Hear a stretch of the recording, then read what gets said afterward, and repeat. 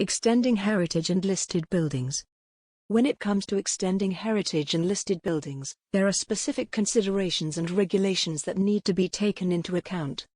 Before any extension work can begin, it's essential to check with the local planning authority to understand the regulations and obtain the necessary permissions. For listed buildings, additional consent may be required. Any extensions to heritage and listed buildings should be designed with architectural sympathy in mind. This involves using materials and design elements that complement the existing building style and character.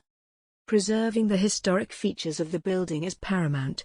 Efforts should be made to protect and maintain these features during the extension process, often involving the careful dismantling and reuse of original materials, or the use of sympathetic replicas where necessary.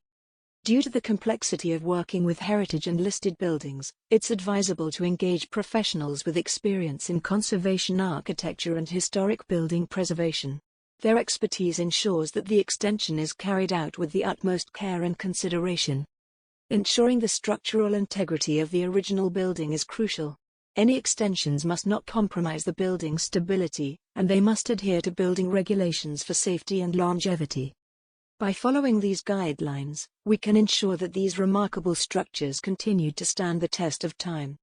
With Arcplan, preserve your history for future generations.